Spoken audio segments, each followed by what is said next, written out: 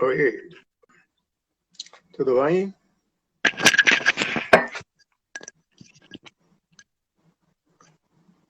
Olá, boa tarde a todos. Boa tarde. Vamos aguardar aqueles que ainda estão entrando. Você está me ouvindo? Estou lhe ouvindo perfeitamente. O senhor? Precisa de fone de ouvido não, né? Vai Não, precisar? não. Não.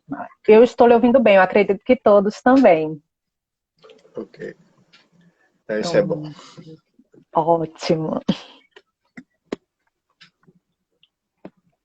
Vou só me organizar aqui, Fique à vontade. viu? Vou botar o telefone.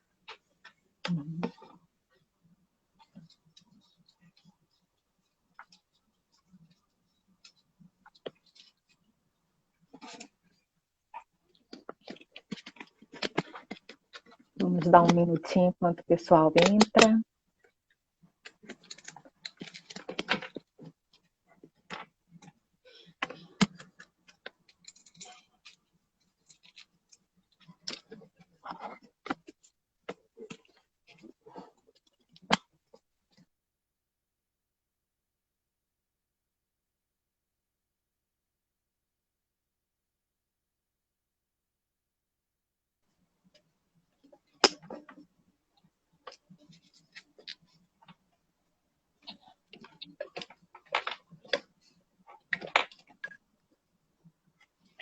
Bem, hoje é um dia especial, né? Um dia em que, último dia do mês de junho.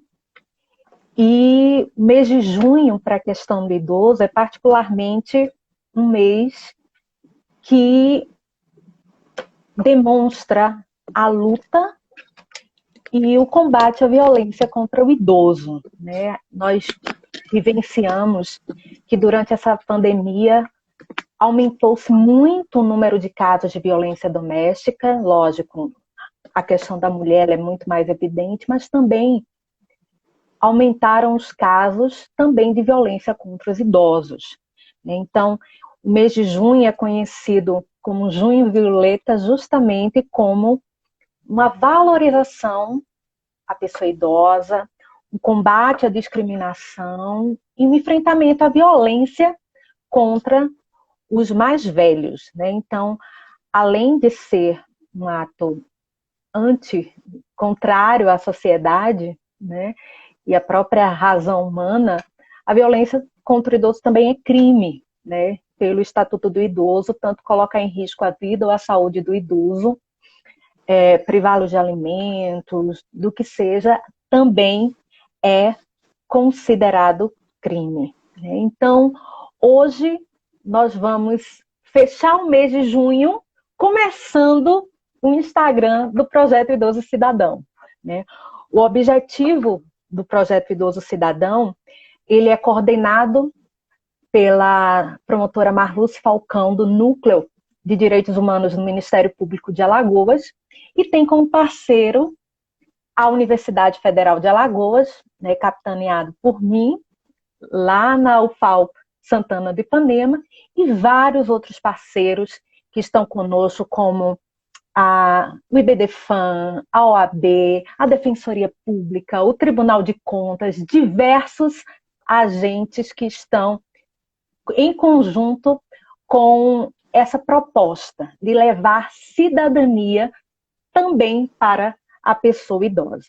Então, o Projeto Cidadão, ele veio justamente para tentar suprir essa lacuna da sociedade e atuando principalmente através da atuação dos ministérios públicos na cidade e com a criação dos conselhos municipais do idoso. Então, inclusive, acabou de entrar a Marluce Falcão, nossa coordenadora geral do Projeto Idoso Cidadão, e, sem dúvida, esse projeto nós estamos já dando andamento há alguns meses. Infelizmente, em razão da pandemia, nós não conseguimos avançar com as atividades de cunho presencial, mas foi uma maneira que encontramos não somente de estar amadurecendo o debate através desses bate-papos, mas também promover uma maior conscientização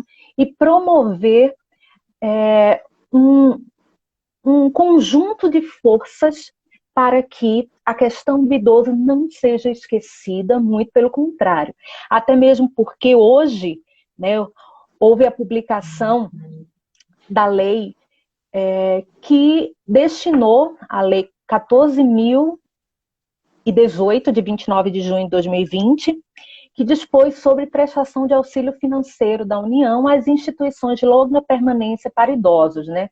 Nesse exercício de 2020, 160 milhões de reais foram destinados para fortalecer o enfrentamento relacionado ao coronavírus, especialmente para tratar dos idosos nas instituições de longa permanência. Então, é um feito muito importante, muito interessante, e temos também a não só comemorar, mas também reafirmar cada vez mais a nossa luta em relação à efetivação, não somente no discurso, mas também na prática, com recursos públicos por parte do Estado também.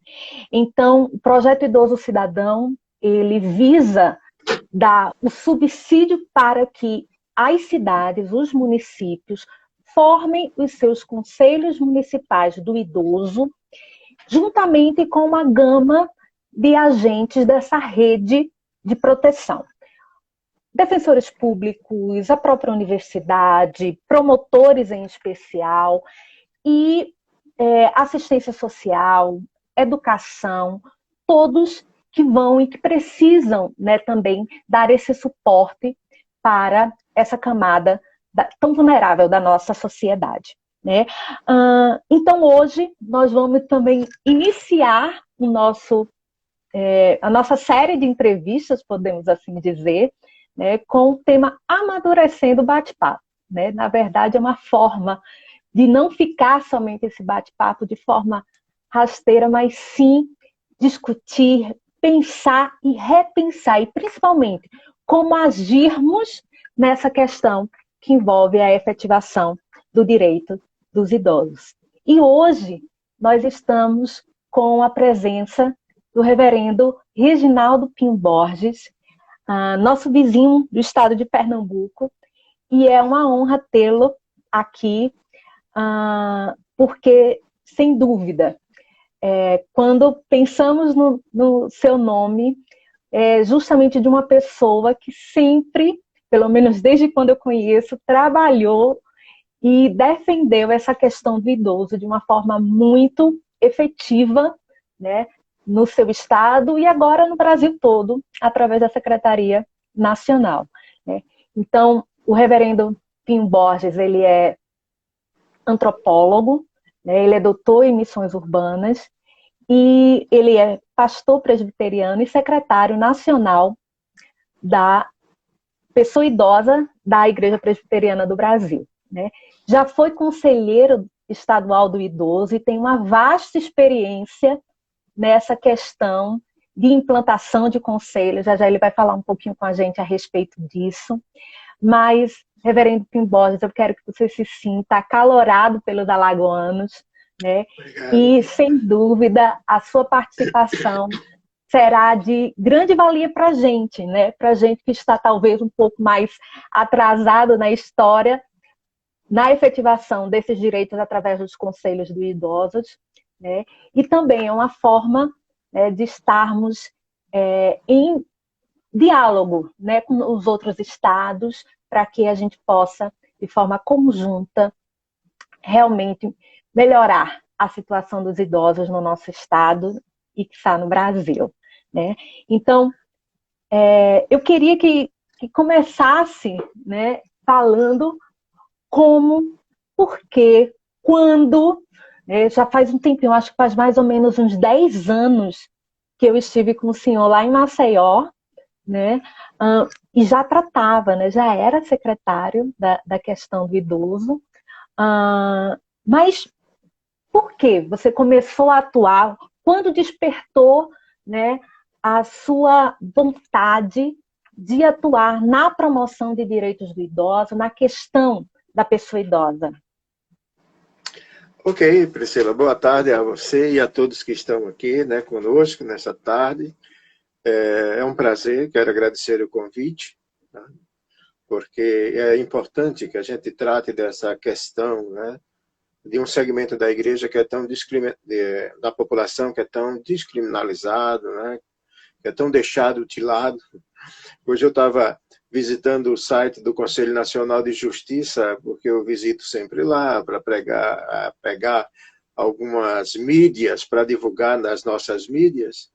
E eu só via mídias assim sobre mulheres, adolescentes, crianças e nada de idoso. Então eu já botei na cabeça que vou mandar uma comunicação para ele, porque o idoso quase que não aparece nas divulgações, nas defesas do Conselho Nacional de Justiça, não é? Eu acho que a gente tem que ter mais espaço também, né, para buscar os nossos direitos.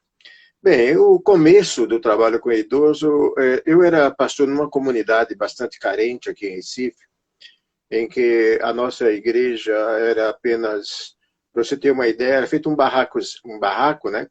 3 madeiras enfiadas no chão, coberto com brasilite, numa região assim bastante violenta, mas lá a gente tinha um projeto muito bom com crianças. Então a gente tinha o melhor projeto da visão mundial na América Latina. Tinha o apadrinhamento de 900 crianças nessa comunidade. Então, a minha vida foi muito focada nessa questão social, certo? Essa política social. Então, isso é muito interessante.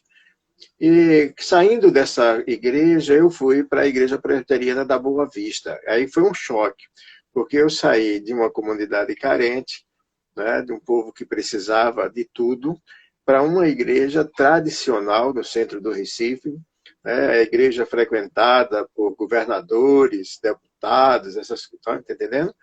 E dos Gueiros, né? O Jerônimo Gueiros foi o fundador da igreja. E quando eu cheguei lá, havia apenas um grupo de idosos e não tinha crianças.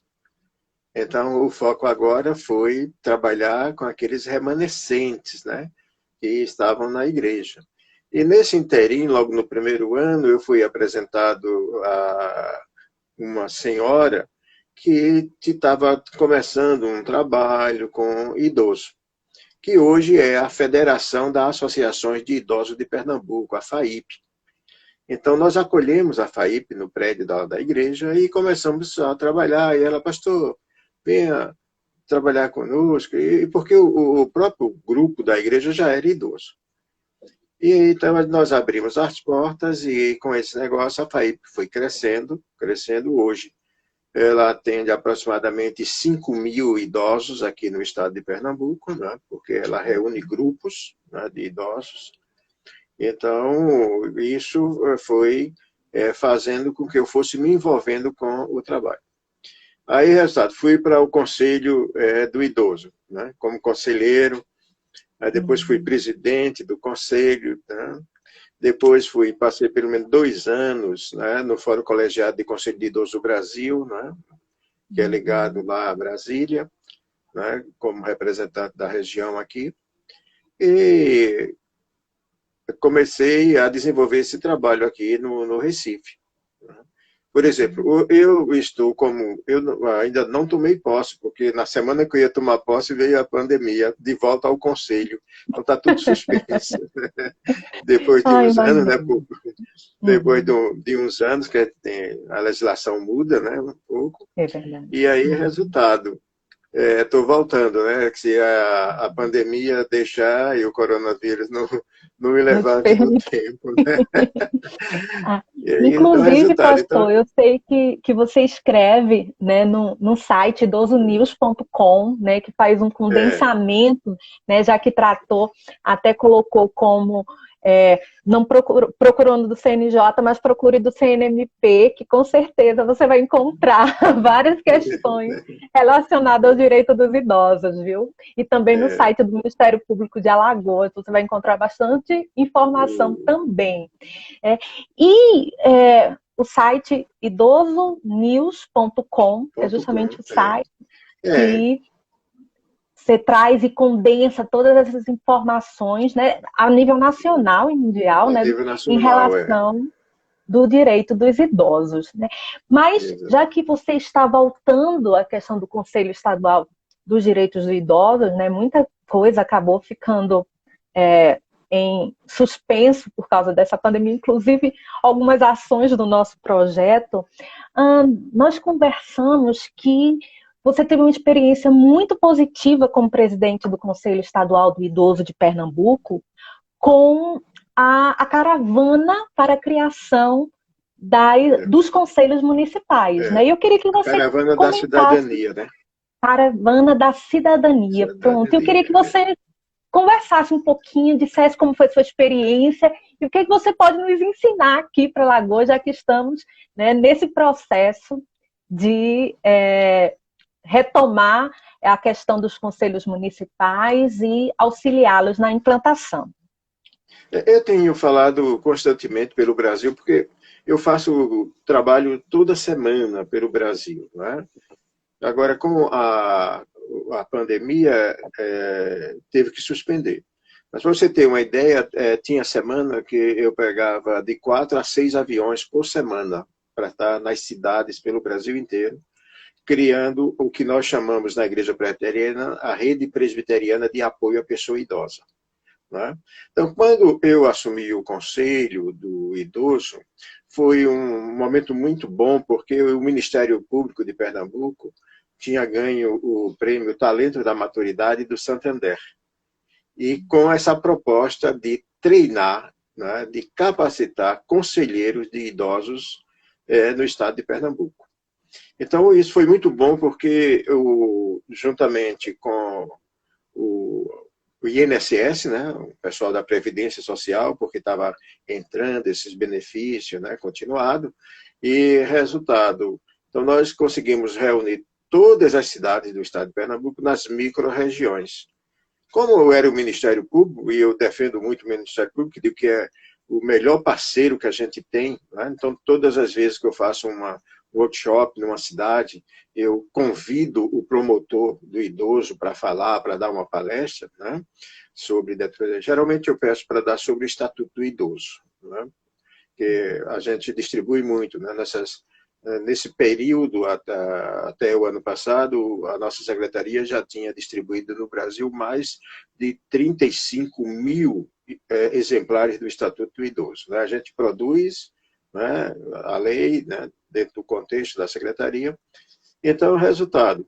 O que aconteceu é que a gente viajava com o Ministério Público, né, para essas cidades. O Ministério Público é muito bom, é um parceiro espetacular, porque quando o Ministério Público convoca, o pessoal vai mesmo, não é? É verdade.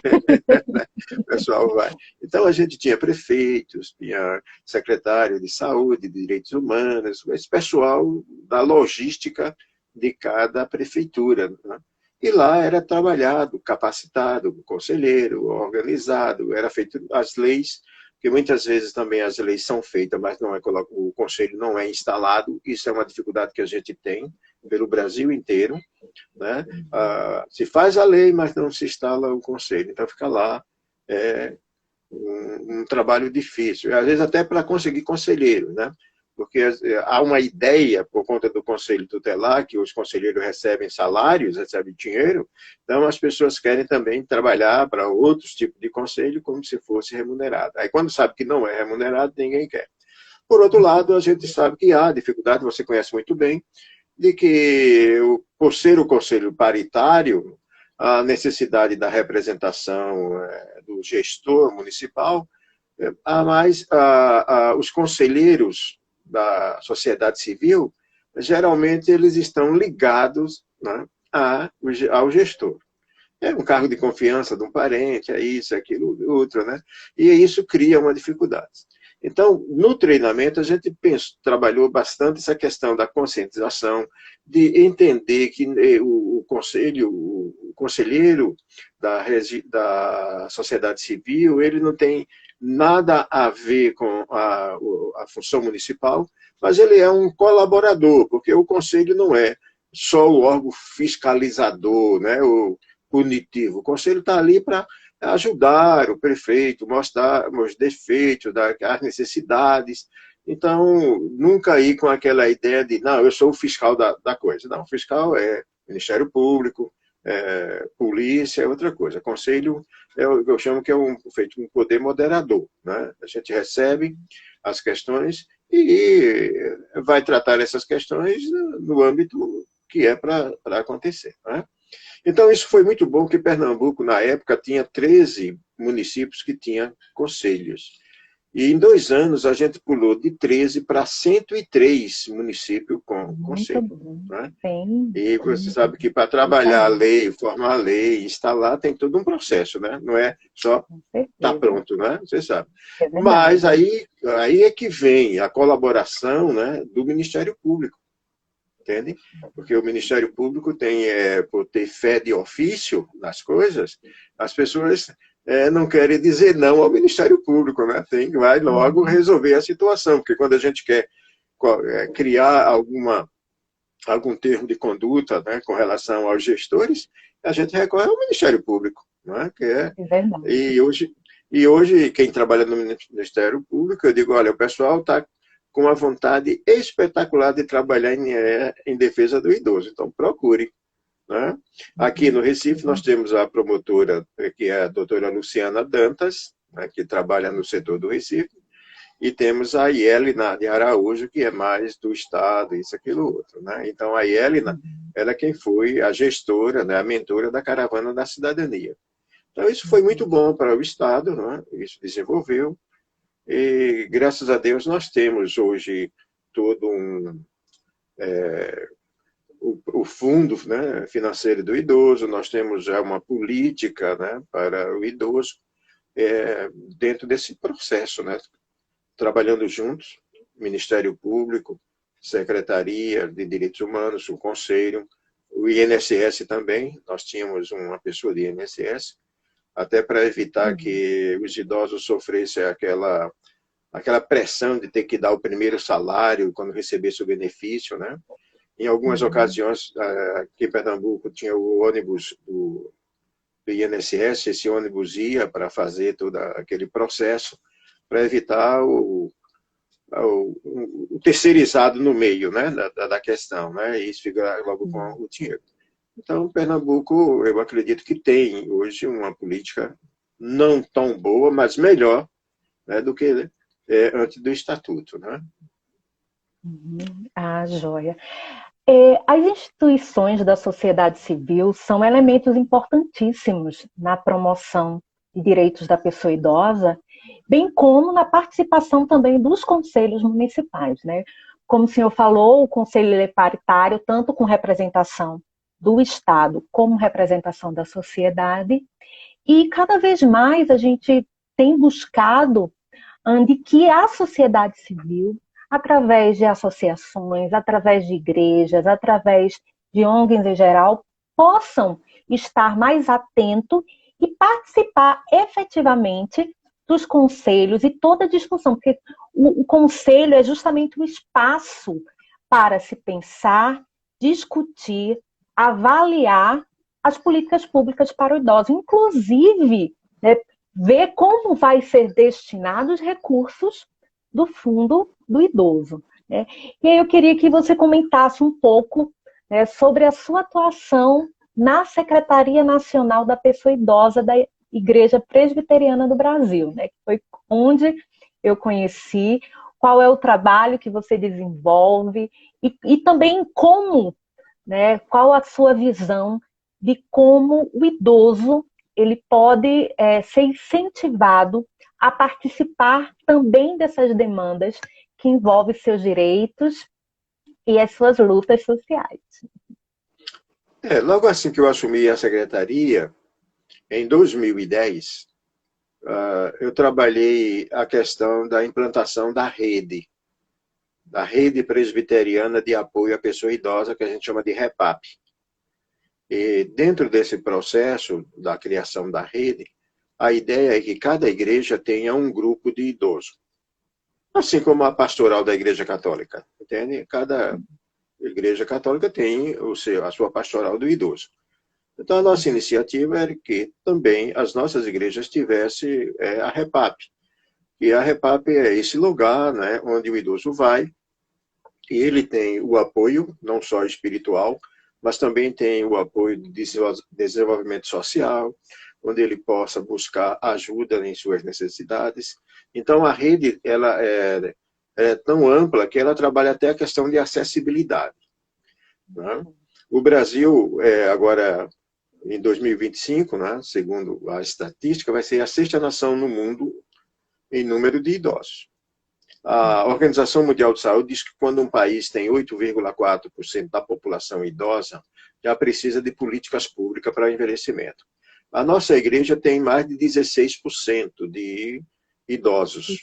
Então, eu comecei a trabalhar a questão das políticas eclesiásticas, né, que é o termo religioso, para o desenvolvimento, que passa desde a inclusão do idoso, né, até o preparo da estrutura física da igreja, da casa, sabe? Então, a rede ela é muito ampla. Então, nós viajamos fazendo conferências, nós viajamos fazendo workshops, nós temos treinamento para voluntário. O treinamento para o voluntário, ele deixa eu botar aqui, ele é um treinamento que não é para cuidador de idoso, né? Ele é um treinamento para que uma pessoa adote um idoso e, por semana, dê 2 horas do seu tempo àquele idoso adotado. Então, aquela pessoa vai à casa daquele idoso toda semana visitá-lo, saber como é que ele está com relação à saúde, se está tomando os medicamentos, se precisa de alguma ajuda para ir a banco, pagar alguma coisa, se está até bebendo a quantidade de água suficiente, porque a gente tem um questionário que esse voluntário preenche para ele poder ter uma ideia de como está trabalhando com a pessoa idosa. Então, é um compromisso de 2 horas, né, para com esse idoso, e que alguns que já estão aplicando essa prática, agora no momento da pandemia, está sendo muito útil para esse idoso que está em isolamento social. Não é? Verdade, Isolamento social. Então, a secretaria ela vai trabalhando dentro dessa construção. A gente reproduz o Estatuto do Idoso em quantidade, a igreja dá condições da gente fazer isso, e porque o nosso objetivo é que as famílias tenham pelo menos um Estatuto do Idoso. Né? Então, a gente já preparou, eu tenho umas 50 palestras só sobre idosos, desde a ecologia, né, até a pandemia agora, né, sobre os desafios futuros, né, que a gente vai enfrentar a partir dessa pandemia. Né? Então, é importante, né, a motivação para que as igrejas, né, e não só as igrejas, mas motivar o próprio idoso a se assumir como idoso. Porque muitos idosos não se assumem como idoso. Né? Se alguém me chama de jovem, eu repreendo. Né? Quando alguém fala, e aí, jovem, eu digo, está repreendido em nome de Jesus. Né? Conquistou com muita... com muitos anos. Porque eu não sou jovem, né? Eu não sou jovem, eu sou idoso. Também não sou velho, tá certo?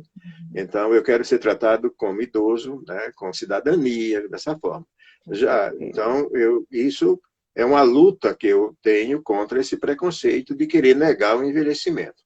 Porque os idosos, principalmente os homens, são mais preconceituosos com o envelhecimento do que as mulheres. Né? Os homens têm... Não é? Não. E como viu? É interessante. Sabe por quê? Mas sabe por que os homens são mais preconceituosos? Eu tenho uma palestra sobre a sexualidade no envelhecimento. Então, esse preconceito dos homens é por conta da masculinidade. Aquela Entendo. ideia de que quando fica velho já perdeu a libido, essas coisas todas, né? E já está na Entendo. beira do caminho. Então, o homem, ele, ao se assumir idoso, dá a impressão que ele aceita isso com naturalidade. Aí não aceita, né? Porque também há esse preconceito que idosos não faz sexo, essas coisas todas que acontecem por aí. Por isso que o homem é mais preconceituoso, né? Entendi. Quando a gente faz uma reunião, não sei se aí acontece, mas no Brasil inteiro, quando eu faço reuniões com as igrejas, tem os trabalhos com idosos, aí tem lá 50 mulheres, aí 2 homens. 200 pessoas, tem 20 homens, e o resto tudo mulheres, né? Embora a Uhum. gente também trabalhe com idosos, aqueles que têm mais de 60 anos, e com os pré-idosos. Quem são os pré-idosos? Aqueles que têm menos de 60 anos. Então, a Uhum. REPAP, ela agrupa tanto idoso como pré-idoso. Se um adolescente quiser trabalhar com o grupo de idosos, não tem nenhum problema. Ele vai trabalhar, tá entendendo? E aí é uma troca de experiência, né? Que isso é muito bom, vem acontecendo. Nós temos um grupo de idosos lá em Porto Velho, no Acre, né? É que uma vez por mês eles se reúnem para ensinar as crianças a fazerem brinquedos de material reciclado. Veja, os idosos ensinando as crianças, né? Isso é muito legal. Eu acho isso uma experiência exitosa, né? Muito boa, né? E é uma forma também, não somente de recriar laços, né, entre o idoso e as demais faixas etárias, mas também de mantê-lo ativo, né, mantê-lo vívido na sociedade e talvez, na minha visão, um, um maior desafio que nós temos em relação é justamente, e principalmente depois dessa situação de pandemia, né, onde que de forma abrupta todo relacionamento com os idosos acabou sendo é, retirado de forma realmente muito abrupta, mas se pensar em incentivar esse relacionamento da família com o idoso, e a importância também do idoso na sociedade foi muito discutido isso ano passado com a questão da reforma da Previdência, né, de que a população está Sim. envelhecendo, e isso foi trazido muito para o discurso e para o debate. Então, nós já estamos reconhecendo o envelhecimento da população, mas precisamos também da adoção dessas políticas, né, necessárias de entrosamento social, de uma vivência, né, mais efetiva e de um cuidado maior, não só da família, mas também por parte da sociedade e do Estado. E falando em tempos de pandemia, né, eu queria deixar um tempo com o senhor para falar sobre o idoso e a importância da fé nesses tempos de pandemia. Né?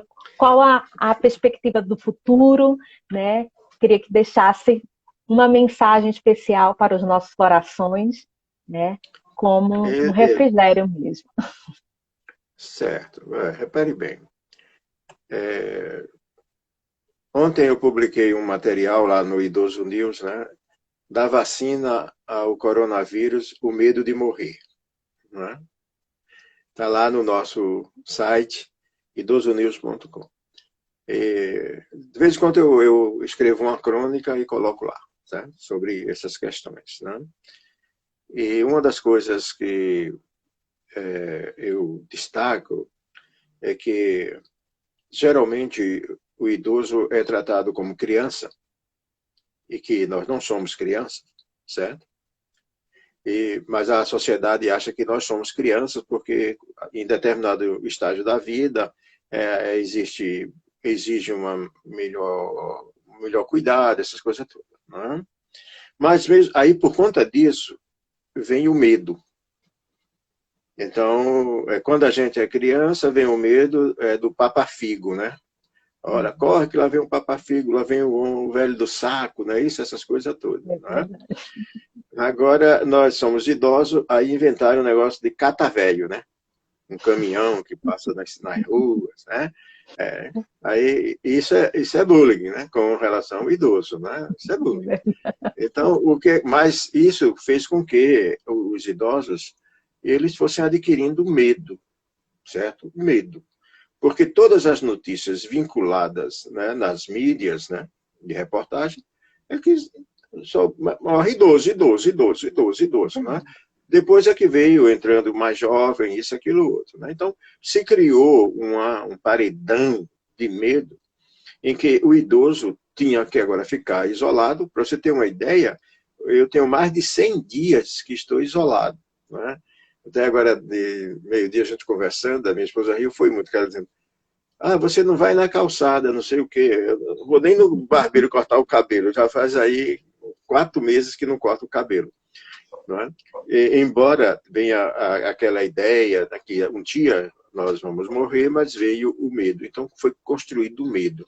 Isso não só no idoso que tem religião, mas no idoso de um modo geral. Não é? Às vezes tem aquele idoso que diz, olha, não, eu não tenho medo de nada, aí vai para a rua e pega o Covid-19 e morre. E não é isso, não é você.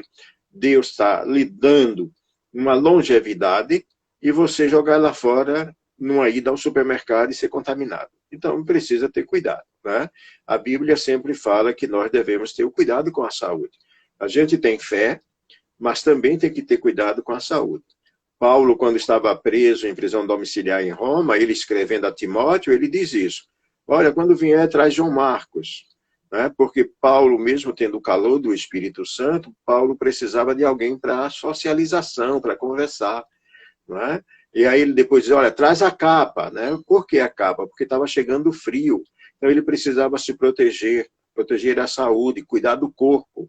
Então a gente precisa ter essa capa agora também, para se proteger do coronavírus. E ele disse também, né, também traz os livros e os pergaminhos. Quer dizer, livros e pergaminho é para o conhecimento. Então, nós precisamos estar ligados com essa coisa, né? A socialização, o cuidado com a saúde e o conhecimento. Não ficar só naquela do ouvir dizer. Porque isso vai gerando medo, isso vai criando cada vez mais prisões, né, grilhões, na vida da pessoa idosa. E nós estamos envelhecendo. Veja, em um dos textos de Machado de Assis, ele diz assim, eu não vejo netos nas famílias. Veja, não via netos. Hoje a gente vê netos, bisnetos, tataranetos, né? Então significa que nós estamos vivendo mais. Se estamos vivendo mais é porque Deus está dando essa longevidade. Então a gente tem que cuidar dela. Agora, estamos vivendo esse plano, esse momento? Estamos. Está difícil, está difícil. Vocês que são pré-idosos, vocês têm já data para saírem de casa, para resolver as coisas da vida. Nós que somos idosos não temos data nenhuma. A gente não sabe quando é que vai sair. Só quando vier a vacina, né? Só quando vier a vacina, ou a gente vai arriscar mesmo. Que diz, a população tem que criar antivírus. Olha, puxa, se a população tem que criar antivírus, nós somos quase 220 milhões de habitantes. Né? Só foram infectados agora até 100 mil e poucos, então está muito distante. E a gente vai esperar isso tudinho? Morreu dentro de casa. Não morreu do coronavírus, mas morreu de tédio, de infarto, depressão, uma série de coisas. Então nós precisamos termos o cuidado da saúde e elaborar alguns desafios, né? Para manter a fé. A fé em Deus, em primeiro lugar, e a fé em você mesmo do ponto de vista da construção social da tua própria vida, certo? Vamos ter que elaborar um novo plano de vida? Vamos. Não vai ser mais aquela ideia, eu tenho saúde de ferro. Não. Né? Até porque o ferro enferruja, né? E quebra. Não é por aí. Então, temos que ter um novo plano de vida. Nós vamos precisar compreender, né, esse novo paradigma social do distanciamento, do isolamento. Com relação ao distanciamento, eu só temo que aquelas famílias que já tinham uma certa distância dos seus idosos fiquem mais distantes. Né? Aproveite esse momento para se afastar completamente, principalmente daqueles idosos que estão nas instituições de longa permanência. Que botou lá, ia uma vez por mês, agora não pode ir, já fazem 4 meses que não tem acesso, e vai passar um ano sem chegar lá. Né? Isso aí é complicado. que também a gente colocou isso na função do voluntário, dele adotar uma pessoa numa instituição e visitá-la toda semana, né? E visitar, se puder, não só no final de semana, visitar durante a semana. Porque a gente sabe que essas instituições, todas elas, final de semana está tudo arrumadinho, tudo limpo, tudo bem cuidado. O problema é segunda-feira, terça-feira, quarta-feira, e tem que ter gente lá, né, para visitar. Então, no paradigma que nós estamos vivendo, né, e enfrentar o medo, que esse é o mais difícil. Quer falar? Não, está cortando. Agora melhorou. Bom, pronto, deu um probleminha, mas voltou. Compreender o paradigma, né, certo? E enfrentar o medo, que é esse enfrentamento do medo, que é aí a questão psicológica. Então, os idosos estão sofrendo bastante. Os idosos estão sofrendo bastante com esse isolamento. E aí é problema mental, né? Problema mental. É verdade. E aí, mas isso é necessário, tudo isso, um plano de vida novo, compreender esse novo paradigma social, enfrentar o medo, para poder voltar às atividades presenciais. Né? Não é mais aquela do abraço, do cheiro, isso vai mudar. Não é? Isso vai mudar. Não é? Certo? Novos hábitos. Então, novos hábitos. Então, tanto a família, que é responsável pelo idoso, porque geralmente a gente coloca o governo como sendo o responsável pelo idoso, mas em primeiro lugar é a família. Paulo, o apóstolo Paulo já dizia isso, aqueles que não cuidam dos seus idosos são piores do que os ímpios. Então, em primeiro lugar, a família. Depois a sociedade, aí entra a igreja, né? Entra o conselho, entra outros segmentos sociais, né? Para o governo ser o último. Porque nós precisamos cuidar do emocional dos nossos idosos. Certo? O índice de idosos que cometem suicídio no Brasil aumentou muito. Né? E por que isso? Porque o idoso perdeu a administração da sua vida.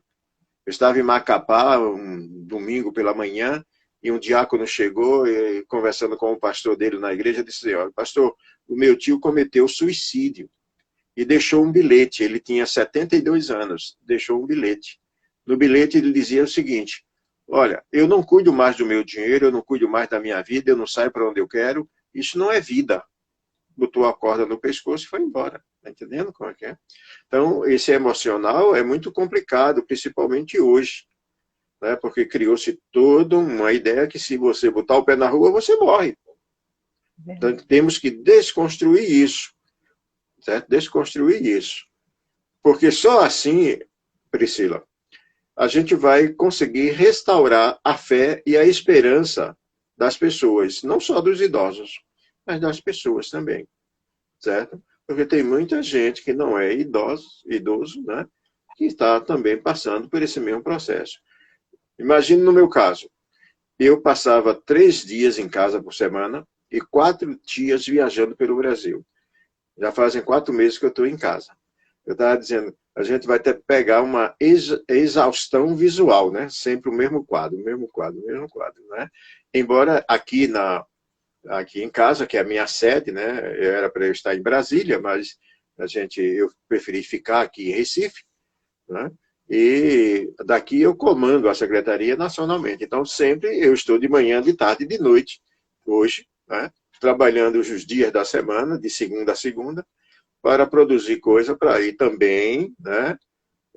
Não ficar na mesma coisa, só vendo televisão ou assistir às notícias funerárias, né? Então, há uma necessidade de que você confie em Deus, né? Confie em Deus e haja, né? Porque só orar também não dá certo. Eu digo que tem que orar e agir.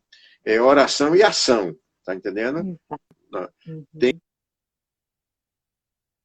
que ter solução. Então, esses são os grandes desafios que nós temos que enfrentar como idosos, né? Principalmente o cuidado emocional. Imagine uma pessoa que mandava, né? Eu estive numa conferência cristã lá em Campina Grande o ano passado, da consciência cristã, e eu tinha preparado um livro, sabe, sobre para essa conferência, que eu fui um dos preletores lá. E o livro é Envelhecimento, o cuidado familiar. E dentro desse livro já tratava de coisas dessa natureza que a gente nem pensava no Covid-19, não é? Da necessidade desse cuidado com o idoso, porque o idoso é aquele que mandava, mandava, mandava, e agora está sendo mandado. Isso complica. Tem os idosos teimosos, e não querem aceitar, né, as recomendações de filhos e netos, né? E isso complica por conta da própria estrutura, né? Da própria estrutura, de você ter que cuidar de uma pessoa, ou ser cuidado por uma pessoa que você cuidou dela há bastante tempo, que é o caso dos filhos, né? O caso dos filhos.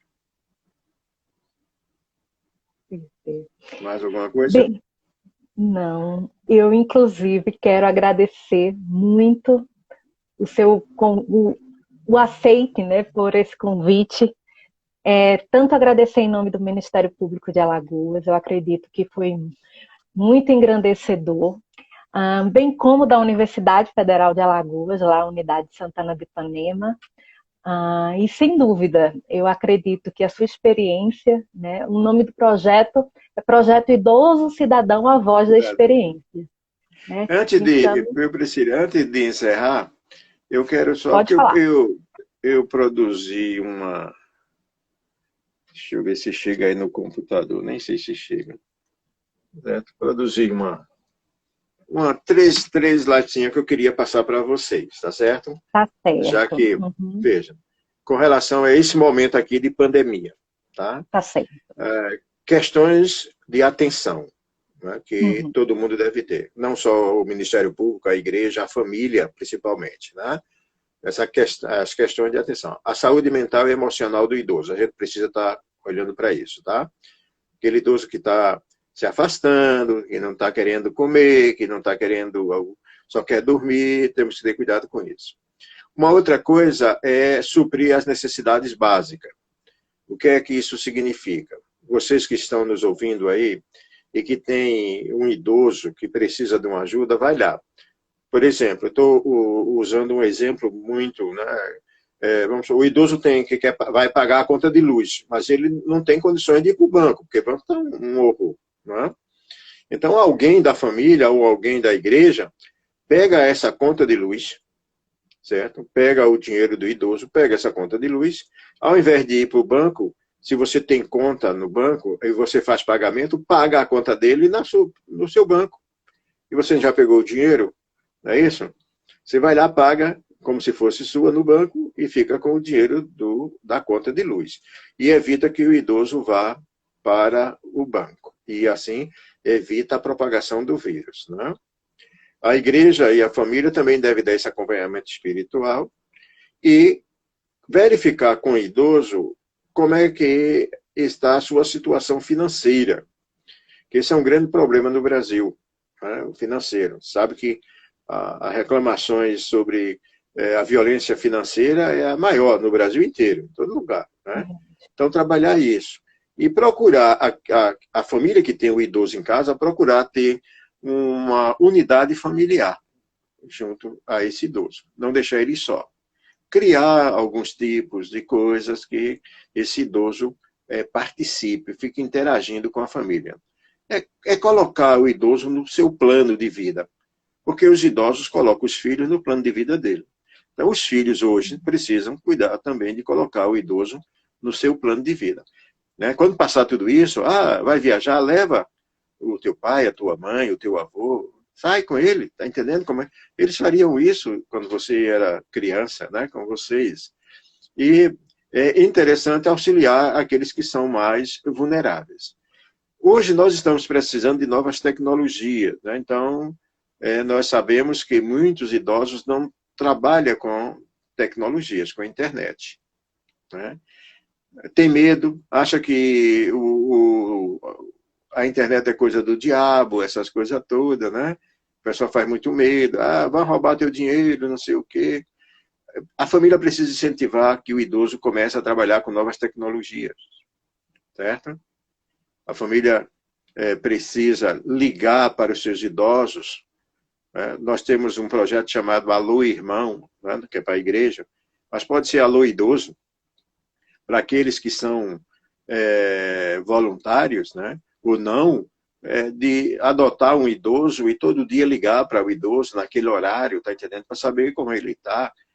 Não conversa muito, não, a gente sabe que idoso conversa demais, né, feito eu, mas fazer essa ligação, né? E fazer visita remota hoje. Assim como nós estamos fazendo, pode fazer a visita familiar remota, né, através de uma dessas plataformas aí. É muito importante isso. Uma outra coisa também é que, se for possível, envie esses SMS, né, envie cartas, se for possível, e até, se necessário for, financiar para o parente o acesso à internet, se ele não tiver. Vai ser uma coisa daqui para frente, né? Eu estava naquela live que você viu lá do dia 20, lá da IPB, né?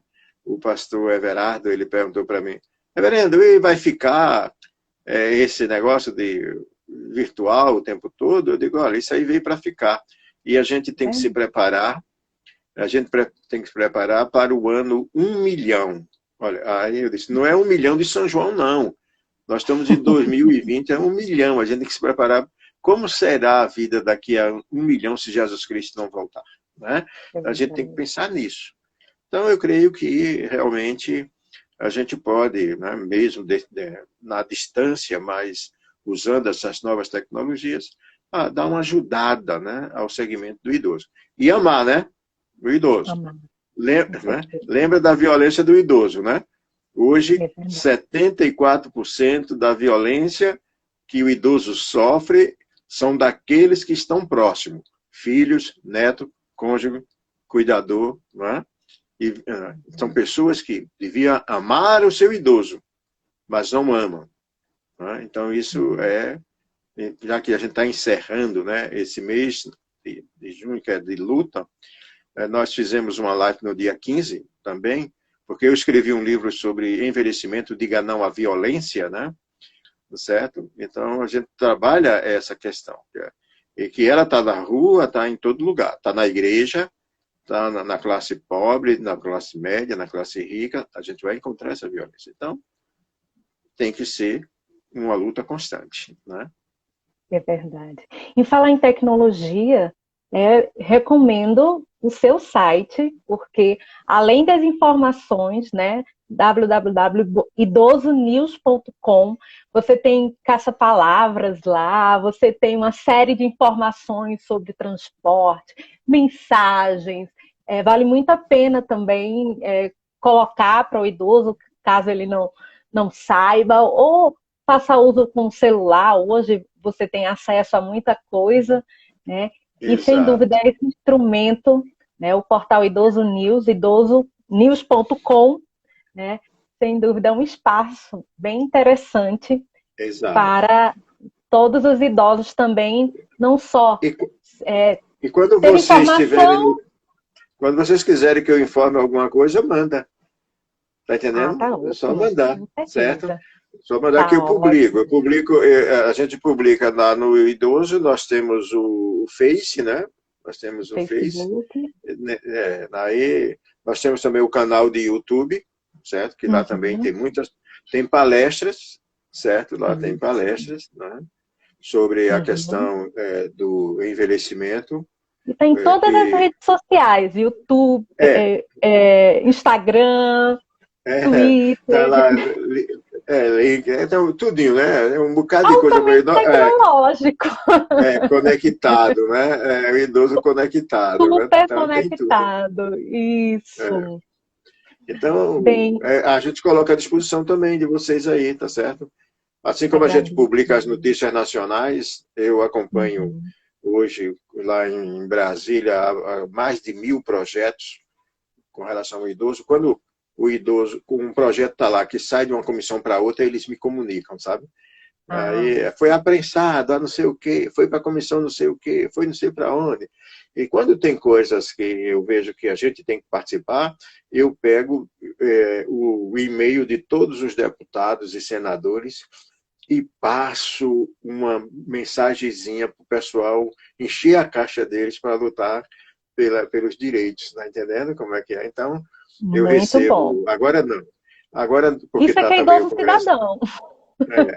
e agora está parado um pouco, mas quando volta, quando está tudo normal, eu recebia quase que diariamente e-mail do Congresso Nacional me informando das coisas, porque eu Muito bom. acompanho mesmo, sabe como é que é? Então, por isso que Muito eu bom. tenho essas informações por conta de estar sempre conectado, né? Não É perder essa verdade. conexão, né? Não perder essa conexão. Isso. Reverendo Pinho Borges, muito obrigada em nome do Ministério Público, em nome da UFAL, em nome do Tribunal de Contas de Alagoas, da OAB, do IBDFAM, ou seja, de todas essas instituições que fazem parte do projeto Idoso Cidadão e que também coloque esse projeto, né, em suas orações e que nós possamos realmente criar uma rede e pensar o idoso não somente na discussão, mas também pôr em prática essas ações e, sem dúvida, né, fazer uma sociedade melhor para o idoso também, resgatá-lo, né, dessa situação de vulnerabilidade. Então, muitíssimo obrigado e Deus abençoe. Eu agradeço, viu? Eu agradeço Ai, aí a oportunidade e dizer que nós estamos à disposição.